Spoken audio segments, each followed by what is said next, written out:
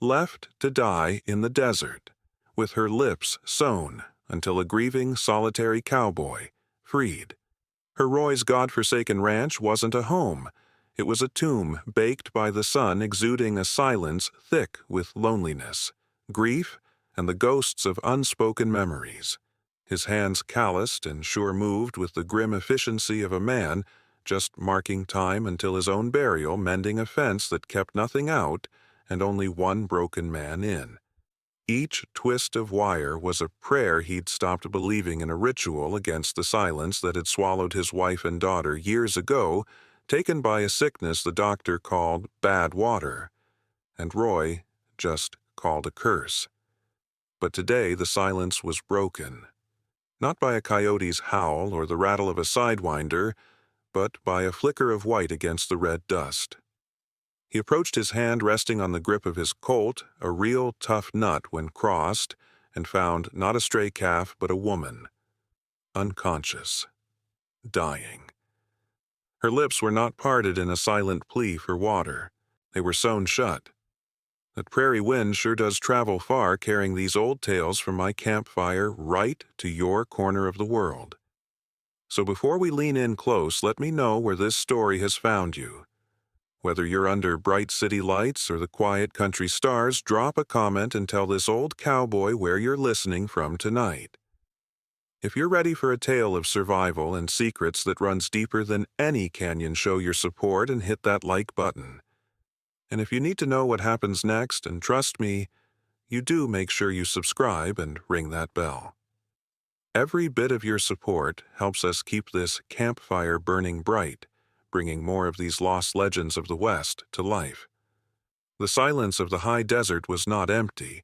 It was a living thing, a predator that had long ago devoured the laughter from Roy's desolate ranch. It was a land that had forgotten the color green, a canvas of baked earth and brittle scrub, under a sky of merciless indifferent blue. He didn't mind the silence. He welcomed it. It was a shroud for the ghosts that walked beside him, the two small wooden crosses on the hill, his only real company. His hands, calloused and strong, moved with a grim, practiced rhythm, twisting barbed wire around a weathered fence post. For 5 years, this had been his life, mending the fences that kept his meager herd in and the rest of the world out. Each twist of the wire was a penance, each scraped knuckle a prayer he no longer knew how to speak. The doctor had called it bad water when it took Mary and little Sarah.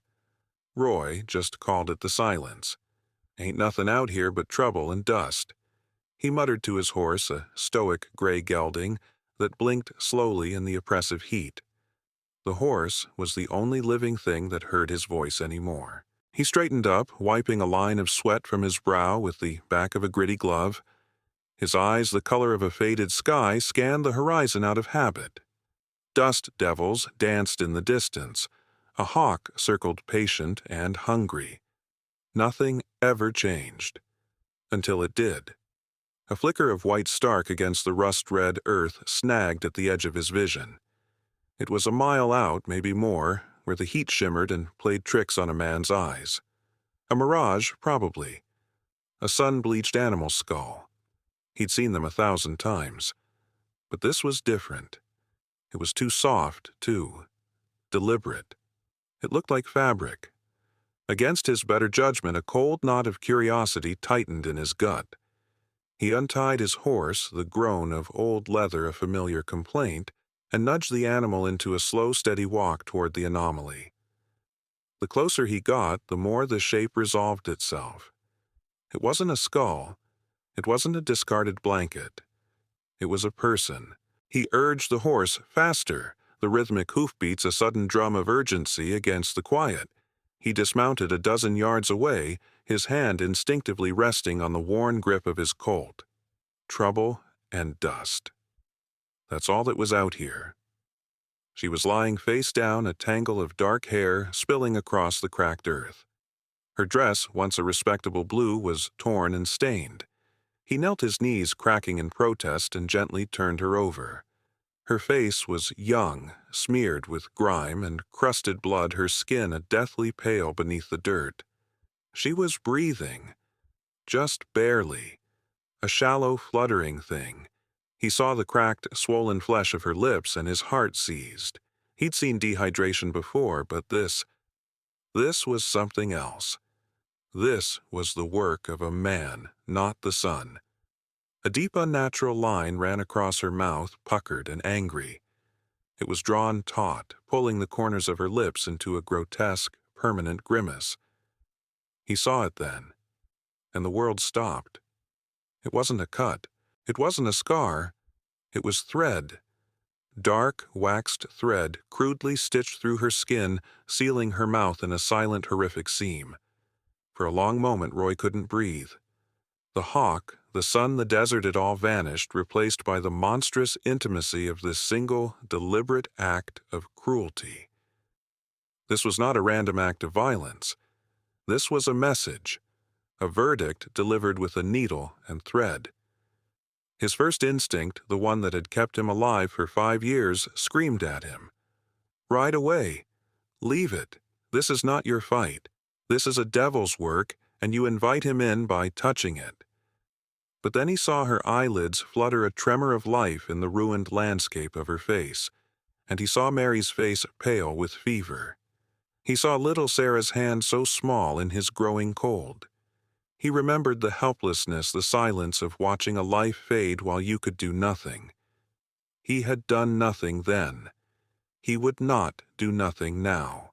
With a guttural curse that ripped through his own years of silence, he gathered her into his arms. She was lighter than a sack of feed, a fragile collection of bones and broken hope. He carried her back to the ranch, back to the dusty tomb he called a home. He laid her on his own bed, the first person to touch it since Mary. He lit the lantern, its hiss unnervingly loud in the small room. He sterilized his sharpest skinning knife in the flame, his hand for the first time that day trembling. He leaned over her, the coppery smell of blood and the faint, sickly sweet scent of infection filling his nostrils. He brought the tip of the blade to the first tight, cruel stitch. He had to cut the threads. He had to let her breathe. But as the steel touched the thread, a cold certainty washed over him. He wasn't just severing a stitch. He was cutting the last tie to his quiet, lonely life. He wasn't just saving a woman. He was inviting a war to his doorstep. The final thread snapped. For a heartbeat, there was nothing but the hiss of the lantern and the ragged sound of Roy's own breathing. Then a shudder racked the woman's frame. A choked, guttural sob escaped the raw, ruined line of her mouth, the first sound she had made. It was a sound of pure, agonizing relief, mingled with a pain so profound it seemed to steal the air from the room. Blood, dark and sluggish, welled from the cruel perforations. Roy worked quickly, his rough hands surprisingly gentle as he pressed a clean, damp cloth to her lips. He cleaned the wound not as a rancher, but as a man who had once tended to the fevers of his own dying child, a ghost of a memory guiding his touch. He did not speak. Words were useless things here. The next days bled into a slow, quiet rhythm, a strange new current in the stagnant river of his life. The sun rose and set, and between its rising and its setting there was the woman. He called her Annie in his mind. It was his daughter's name. He never said it aloud. He would leave a bowl of thin broth by the bedside, and when he returned it would be empty. He would clean and dress the wound, which slowly, miraculously began to heal. At first she would flinch from his touch, her eyes wide with the terror of a cornered animal. But he was patient. His movements were slow, deliberate. He never looked at her for too long, giving her the gift of his averted gaze. Slowly, the terror in her eyes was replaced by watchfulness. And then something else, a fragile, hesitant flicker of trust. One evening he returned from the barn to find her sitting up in bed, her dark eyes following his every move. He set a tin plate of beans and jerky on the small table. He turned to leave to give her the privacy she needed. Wait. The word was not spoken. It was written. On the dusty floor beside the bed, she had traced the single word with a trembling finger. Roy froze. It was the first time she had initiated any contact. He turned back his heart, a long, dormant thing, giving a heavy, unfamiliar thump. An idea sparked. He went to the small cluttered shed where he kept his daughter's old things. He found it in a wooden box covered in a fine layer of dust and memory, a small slate and a nub of chalk. He brought it to her, placing it gently on the bed without a word. She stared at it for a long moment, then picked up the chalk with unsteady fingers. The rasp of chalk on slate was a thunderclap in the silent house. "Thank you." The words, stark and white against the black slate, hit Roy with the force of a physical blow. It was more than gratitude. It was a bridge, a single fragile plank thrown across the chasm of silence that had defined his world. He simply knotted his throat too thick for words and left the room. The slate became their language. The questions were his, the answers hers. Need, water, hurts, better. Each scrawled word was a victory against the men who had tried to erase her. One night, as a storm gathered on the horizon, she wrote something new. Something that was not about her pain or her needs. She wrote a name. Blackwood. Roy knew the name. Everyone did. Judge Blackwood. The man who had built the nearby town of Redemption from dust and grit. A man of power, of wealth, of unimpeachable reputation. A pillar of the law. Annie saw the recognition in Roy's eyes. She erased the name, and with a hand that shook with more than just weakness, she drew a picture. It was a bird, a crow, or a raven perched atop a barrel. A brand. Roy's blood ran cold. He'd seen that brand before. On barrels of mining chemicals. On the finest cattle in the territory. It was Blackwood's brand. His mark of ownership. What did it mean? What had she seen before he could ask? A new sound cut through the rising wind. Hoofbeats. Two riders approaching fast. "Get down," he hissed, his voice a low command. "In the cellar. Now." He helped her through the trap door in the floor, plunging her back into darkness just as the riders reached his porch. He slammed the door shut, kicked a rug over it, and opened the cabin door, his face a mask of weary indifference, his Colt heavy on his hip. Two deputies, their silver badges glinting with smug authority, looked down at him from their saddles. Even an old man, the first one drawled, spitting a stream of tobacco juice near Roy's boot. "We're looking for someone. A woman. Ran off from town a few days back, crazed in the head. The judge is mighty concerned for her safety." Roy leaned against the door frame, his posture relaxed, his eyes hard as stone. This is a big country to be lost in. What's she look like, young? Dark hair. Might be... Hurt, the second deputy said, his eyes scanning the dark windows of Roy's cabin. Judge Blackwood said she was a danger to herself. Needs to be brought back for her own good. A lie. Cold and practiced. Roy could smell it. Ain't seen no one. Roy said, his voice a low gravel. Just me and the dust out here. Been that way for 5 years. The first deputy smiled, a thin, cruel slash. That's so well, if you do see a crazed woman wandering around, you let us know. The judge is offering a handsome reward. They held his gaze for a moment longer, a silent contest of wills, then wheeled their horses around and rode off into the growing storm. Roy watched them go, his hand never leaving the grip of his pistol.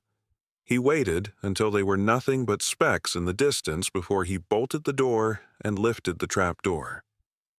Annie emerged pale and shaking her eyes, asking the question she couldn't speak. He looked at her truly, looked at her not as a broken thing he'd found, but as a secret he now had to keep. A secret that a man like Judge Blackwood wanted buried forever. The deputies were gone, but their shadows remained. He hadn't just invited a war to his doorstep. He had just met its messengers, and they would be back. The storm that had chased the deputies away broke over the ranch with a cleansing fury.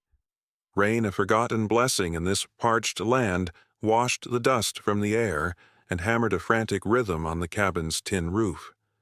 Inside, the world had shrunk to the small golden circle of lantern light, a fragile island in a sea of darkness and noise. The immediate threat had passed, but it had left something new in its wake, a grim, unspoken alliance. Roy was no longer just a caretaker. He was a guardian. He had lied to the law for this silent woman, this ghost he called Annie. He had chosen his side.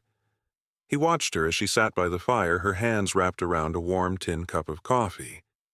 The fear that had been a constant shadow in her eyes had been replaced by a new intensity.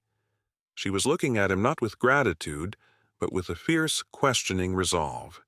She had to know if her trust had been well placed. She set the cup down and reached for the slate. The air grew thick with anticipation. Roy sat opposite her, his posture tense, waiting for the next piece of the puzzle or the next blow. Her chalk strokes were no longer hesitant. They were sharp, angry, a torrent of silent words she'd been holding back for too long. I was a governess. For his children. She wrote of Judge Blackwood's sprawling estate, a green oasis in a dying landscape, a testament to his power. She wrote of his charm, a thin veneer over a core of cold, calculating ambition. And then she wrote of the study, the place she was forbidden to enter. One evening, searching for a book, she had gone inside. She had found more than books. She had found his ledgers, land, dozens of ranches, all bought for pennies. She described the pattern. A rancher would fall on hard times. His cattle would sicken, his well would taste foul, his family would fall ill with a mysterious wasting sickness. Within months, he would be broken, forced to sell his land to the only buyer available, Judge Blackwood.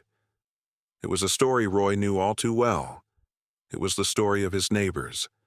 It was the story of his own life. But then she wrote the final damning piece. Behind a false panel in the bookshelf, she had found another ledger and small canvas bags of powder. She drew the symbol again, the black bird on the barrel, and next to it she wrote a single, terrifying word: arsenic. The word hung in the air between them, colder than the rain outside. He was poisoning the land. He was poisoning the water. He was murdering his neighbors by inches, all for a few more acres of dirt. A slow, methodical conquest. A cold dread, familiar and sickening, began to pool in Roy's stomach. The sickness, he rasped his own voice, sounding distant, a stranger's voice. What was it like? Annie's eyes met his, and in them he saw a shared, terrible memory. She began to write again, her hand flying across the slate, each word a hammer blow against Roy's heart. Slow. At first, just a weakness, then the fever, a fire in the stomach that would not go out. The doctor did not know. He called it bad water. The slate fell from her hands, clattering to the floor. But Roy no longer saw it. He no longer saw the cabin or the rain or the woman before him.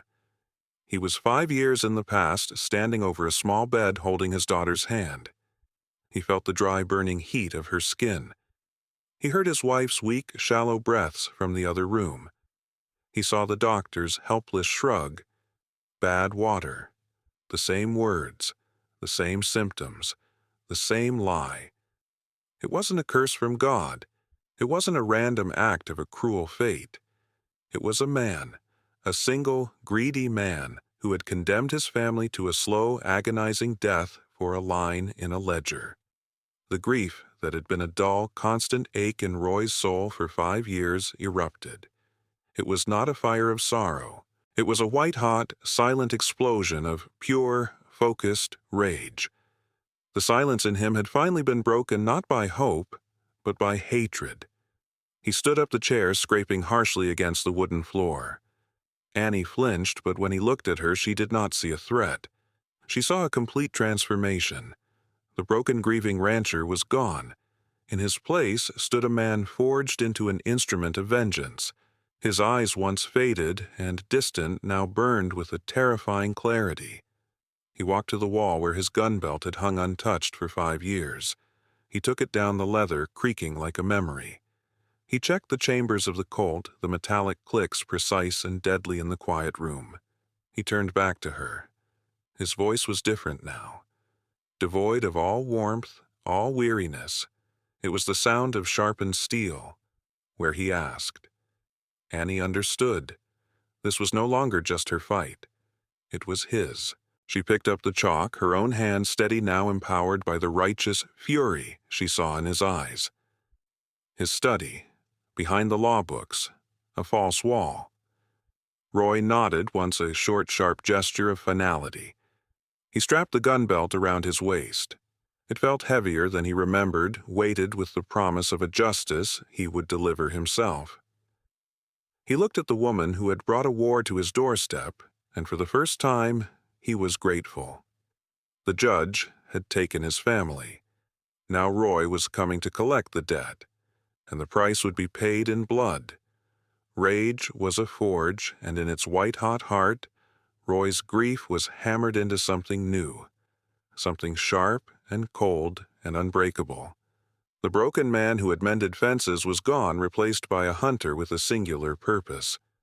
The silence in the cabin was no longer one of sorrow, but of deadly focused intent. They did not need to speak. The slate was now a war map. By the flickering lantern light, Annie's small hands drew a plan from memory, a detailed map of Judge Blackwood's two-story house in the center of Redemption, a house built on the bones of poisoned ranches. She marked the windows, the doors, the patrol path of the single lazy guard who watched the back gardens. A man, she wrote, who was fond of the bottle. The study is on the ground floor. West wing. He works late. Roy studied the crude map, his mind translating her drawings into a silent, lethal geometry of infiltration and escape. He saw the path, the timing, the risk. He looked at her, this woman who had been dragged through hell, now a general planning the assault on the fortress of the man who had wronged them both. "We ride at dusk," he said. It was not a question. The journey to redemption was different this time. The landscape, once a mirror of his own empty soul, was now just ground to be covered. Every canyon, every mesa was a tactical feature, a piece of terrain on the path to his target. He rode with a ramrod straight posture he hadn't felt in years, the weight of the colt on his hip a familiar, comforting promise. Annie rode his spare mare, her face set and pale in the fading light, her silence no longer one of fear, but of shared, grim determination. They reached the outskirts of town as the last embers of sunset died in the west, leaving a bruised purple sky. Redemption was a town that slept under a blanket of false piety. Lights glowed from the saloon and the church, but the streets were quiet, orderly. Too orderly. It was the quiet of a town held in the grip of one man's will. They left the horses in a hidden copse of cottonwoods and moved on foot, two ghosts slipping through the shadows. Annie led the way, her knowledge their only guide. She pointed to a high garden wall, to a thick knot of ivy that provided a handhold. They moved with a desperate, synchronized grace. The house was a behemoth of dark wood and glass looming over them like a monument to greed. They slipped past the dozing guard, the reek of cheap whiskey on the air, a confirmation of Annie's intelligence. She led him to a library window she knew had a faulty latch. The window slid open with a soft, breath-stealing groan. They were inside. The air was thick with the scent of polished, leather-expensive cigar smoke and a profound, suffocating wealth. A grandfather clock ticked in the hall, each second a hammer blow in the tense silence. They crept down the hall, their boots silent on the plush carpets, the sound of their own hearts a frantic drumming in their ears. They found the study. It was exactly as she had described it. A room walled with books, a massive oak desk, and a globe stand in the corner. It was the nerve center of a spider's web, and they were standing right in the middle of it. Roy's eyes scanned the shelves. Law books, hundreds of them, bound in dark, rich leather. A monument to a justice that was bought and sold. Behind the books on property law, Annie scribbled on the slate she carried, her hand shaking. Roy pulled the heavy volumes from the shelf. His fingers, rough and calloused, searched the wood paneling behind them. He found it. A small, almost invisible seam. He pressed, and a section of the wall clicked open, revealing a dark, hidden cavity. And inside, nestled on a bed of velvet, was the ledger. He lifted it out.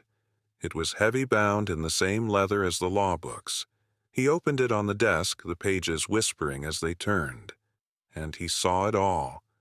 The names of his neighbors, the paltry sums paid for their ruined lands, the dates, and then his own name, Roy Anderson. Ranch, followed by a date. The date Mary had taken her final shuddering breath. A low animal sound escaped his throat. The proof was real. The poison was real. His vengeance was real. A touching reunion, I see. The voice was calm, cultured, and colder than a grave. Roy spun around his hand, flying to his Colt. Annie let out a small, strangled gasp. Judge Blackwood stood in the doorway, a half-smoked cigar in one hand, a glass of brandy in the other. He was not surprised. He was amused. A faint, cruel smile played on his lips as his gaze drifted from the open ledger to the two intruders, the rancher and his little stray. He said, taking a slow step into the room. I must confess I'm impressed you survived, my dear, but then I suppose I have always underestimated the resilience of vermin. It's over, Blackwood Roy growled, the pistol steady in his hand. We have the proof. The judge chuckled, a soft, condescending sound. Proof. He swirled the brandy in his glass. That book is merely a record of my business acumen, and you, my dear fellow, are a common thief, a trespasser. And she— He looked at Annie, his smile widening. She is a madwoman who ran from my care. Who, I wonder, will the law believe? He set his glass down on the desk, his movements unhurried, radiating an absolute chilling confidence. He reached for a small silver bell that sat beside it. The law, he said softly, is what I say it is. The small bell chimed a sound no louder than a whisper, but to Roy it sounded like a death knell. They had found the truth, but the truth had trapped them in a gilded cage, and the keepers were coming to collect. The chime of the silver bell hung in the air, a delicate, deadly sound that shattered the silence. It was followed a moment later by the heavy, hurried thud of boots in the hallway. 2 men, maybe 3. They were coming. Judge Blackwood smiled, a predator watching the bars of a cage slide shut. Checkmate. I believe, Mr. Anderson. Roy's world narrowed to the space between heartbeats. The ledger was on the desk, a damning testament they could not leave. The door was blocked by the judge. The windows were their only hope, but they looked out onto a manicured lawn, a killing field with no cover. They were trapped. He saw the flicker of an idea in Annie's eyes. She glanced frantically from the towering bookshelves to the door, then back to Roy. She didn't need the slate. Her look was a language all its own. The walls are closing in. We need to build our own door. Roy understood. You've read too many books, Judge Roy growled, and with a surge of adrenaline-fueled strength he shoved the massive oak desk. It slid forward, crashing into Blackwood's legs, sending the judge stumbling backward with a cry of pained surprise. It was the only distraction they would get. As Blackwood fought for his balance, Roy lunged not for the door, but for the towering bookshelf that housed the judge's precious law books. He put his shoulder into it, his muscles screaming in protest. It groaned, a deep, woody sound of protest. For a second it held a stubborn monument to a corrupt law. Then, with a final desperate heave, it went. The world dissolved into a cataclysm of splintering wood and cascading paper. Thousands of pages of legal precedent, of statutes and codes thundered to the floor, creating a barricade of broken knowledge that completely blocked the study door, just as the deputies began to pound on it from the other side. Dust and the dry, musty smell of old paper filled the air. The window, Roy roared, grabbing the ledger from the desk and shoving it into Annie's hands. He shattered the glass with the butt of his Colt, the sound sharp and violent. He bundled Annie through the opening, her small frame surprisingly agile, and then scrambled out after her, landing hard on the soft grass of the garden. Behind them, shouts and muffled gunshots erupted from the house. A bullet whizzed past Roy's head close enough to feel its heat and buried itself in a nearby tree. They didn't look back. They ran. They ran through the pristine garden, trampling the judge's prize-winning roses, their feet pounding a desperate rhythm on the dark earth. They reached the wall, scrambled over it, and melted back into the shadows of redemption. The sounds of pursuit grew behind them, a symphony of chaos and rage. They were hunted animals fleeing the master of the estate. They reached the horses, their lungs burning, their bodies screaming. They galloped out of town, not on the main road, but through the treacherous broken country, letting the darkness and the wild terrain be their shield. They rode until the horses were slick with sweat, until the sounds of the town faded completely, until the moon was high and cold in the sky. They finally found shelter in a shallow, windswept cave, the horses trembling with exhaustion beside them. They were alive. They were free. And they were utterly ruined. Roy slid from the saddle, his body aching. His ranch was lost to him now. He was a wanted man, a trespasser, and a thief in the eyes of the law. He had nothing left but the clothes on his back, his horse, and his gun. He looked at Annie. She was huddled against the cave wall, clutching the heavy ledger to her chest as if it were a child. It was the only thing they had won, their only weapon, their only hope. "He'll have the whole territory looking for us by sunrise," Roy said, his voice raw. "A dozen posses, bounty hunters. He'll put a price on our heads so high that every man with a gun will be on our trail." Annie looked up at him, her eyes dark and serious in the moonlight.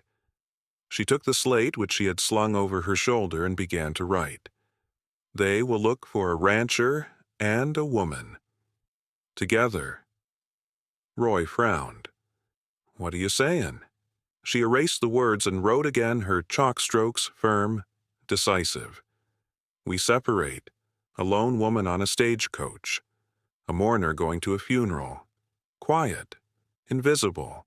A lone rider drawing fire, creating a distraction. That is loud. Visible."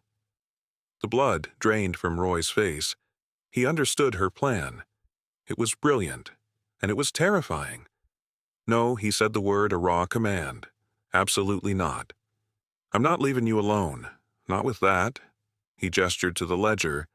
"That book makes you the most wanted person in this territory." She shook her head, a fierce, stubborn gesture. She grabbed his arm, her grip surprisingly strong. She looked him straight in the eye, and he saw no fear there, only a cold, hard logic that cut through his protective rage. "You cannot protect me if we are both in the same trap," she wrote. "You draw them south. I go north. Trust me, Roy. This is the only way." It was the first time she had written his name. He stared at her, his heart a battlefield of conflicting instincts. To protect her meant keeping her close, but to save the truth, meant letting her go. It meant trusting her with everything. It meant sending her alone into the very wilderness he had just pulled her out of. He placed the ledger, the story of his family's murder, the proof of his innocence, his entire world, into her hands, where he asked, his voice rough with an emotion he couldn't name. She looked north towards the distant, unseen mountains and wrote 2 words on the slate. A name he knew. A territorial capital. A place with federal marshals. Carson City. He was sending the only thing he had left to protect into the wilderness alone. It was the hardest gamble of his life. And as he watched her secure the ledger in her saddle roll, he had no idea if he would ever see her or that book again. Dawn broke a fragile pearlescent line drawn between the dark earth and the deep indigo sky. It was the hour of separation. There were no words. There couldn't be. Annie mounted the spare mare, the heavy leather-bound ledger secured deep within her saddle roll. She looked at Roy, her dark eyes conveying a universe of fear-gratitude and a strength he was only just beginning to comprehend. He simply nodded, a gesture that felt as binding as any oath. He watched her turn the horse north, a small, solitary figure riding toward the distant promise of Carson City, toward a justice she now carried in her hands. She did not look back. Roy waited until she was a mere speck, swallowed by the vastness of the plains. Then he turned his own horse south, into the fire. His new purpose was a strange one. For years, he had sought invisibility, hiding from the world in his grief. Now he sought to become the most visible man in the territory. He was no longer a rancher. He was a ghost, a decoy, a lure. He was a dead man riding. He did not hide his tracks. He rode hard, leaving a clear trail in the dust for any posse to follow. He chose open ground, forsaking the canyons and ridges that offered cover. He was the bait, and he prayed the wolves were hungry. They were. By midday he saw them, a dust cloud on the horizon behind him, resolving into the dark shapes of a half-dozen riders. They were moving fast, led by the 2 deputies he had met on his porch. Blackwood's hounds had found the scent. A grim satisfaction settled in Roy's gut. Annie's plan was working. Every mile they chased him was another mile of safety for her.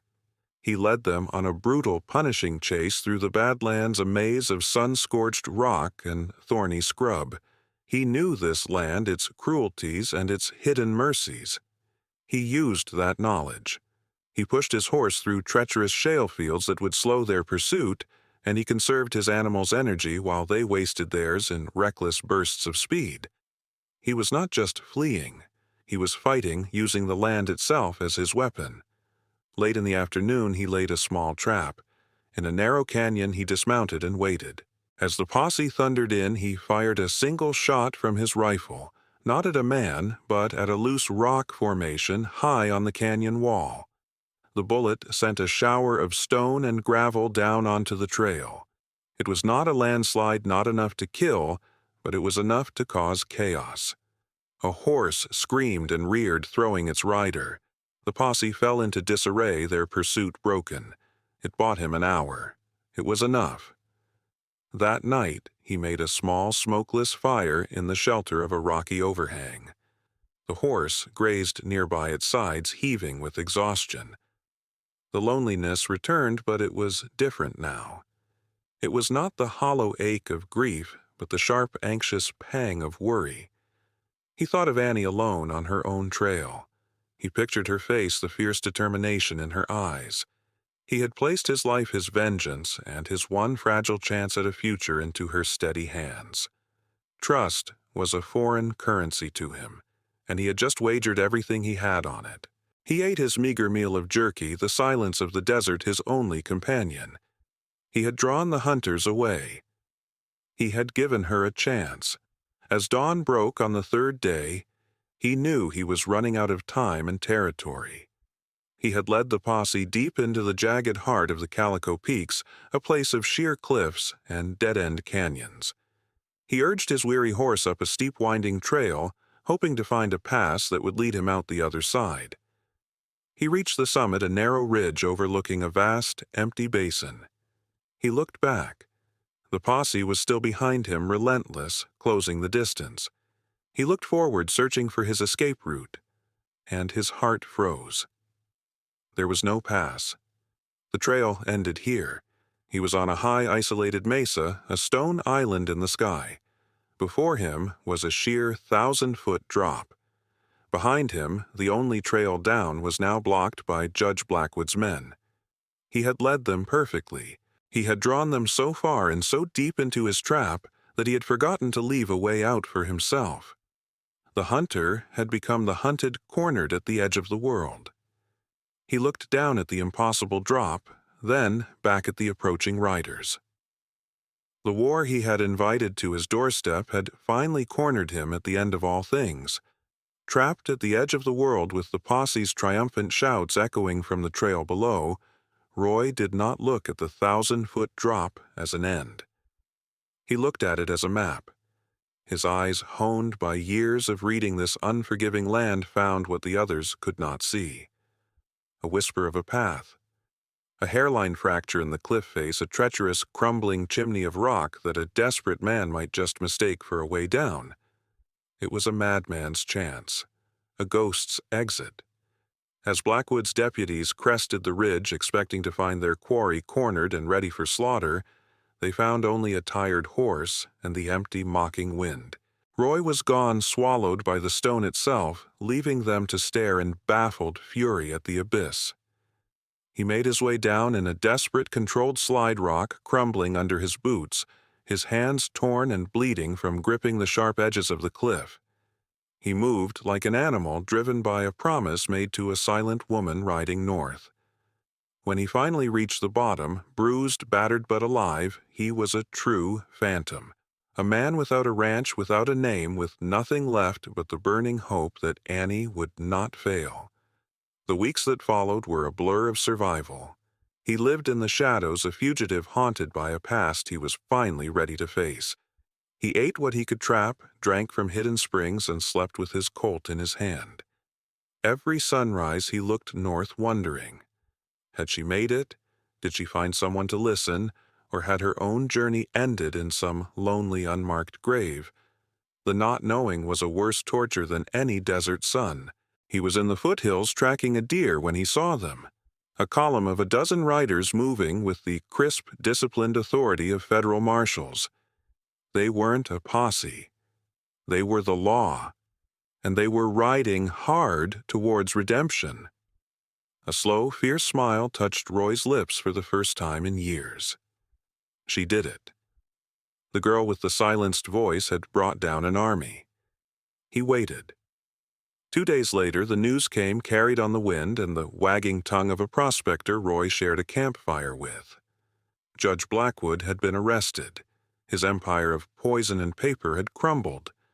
A woman, a mysterious Jane Doe, had arrived in Carson City with a ledger that told a story of murder and greed. The territory was in an uproar. Redemption was finally living up to its name. Roy didn't go back to town. He waited. He knew she would find him. She did a week later. He was washing his face in a mountain stream when he heard the soft footfalls. He looked up, and she was there, standing at the edge of the clearing. She was no longer the ghost he'd pulled from the dust. Her dress was clean, her dark hair was neatly braided, and her eyes, though still holding the memory of all she had endured, were clear and steady. He stood up, water dripping from his beard. All the words he could have said about his fear, his pride, his gratitude seemed to turn to dust in his mouth. "Annie," he said. It was the first time he had spoken her name aloud. "Roy," she answered, her own voice a little rough from disuse, but clear and strong. It was the most beautiful sound he had ever heard. They returned to the ranch together. It was a ruin, a place of ghosts and bad memories, but it was theirs. They dug a new well, far from the poisoned creek. They tore down the old rotting fences and built new ones. They plowed the barren fields, and in the rich, dark soil they planted the seeds of a new life. The land, like the two people who tended it, began to heal. Green shoots pushed through the earth. The silence of the house was broken first by the hesitant notes of Annie singing softly to herself as she worked, then by the rich, full sound of her laughter. 2 years later, Roy stood on the porch of the rebuilt cabin, watching the sunset. The air smelled of freshly tilled earth and blossoming sage. The ranch was no longer a tomb. It was a home.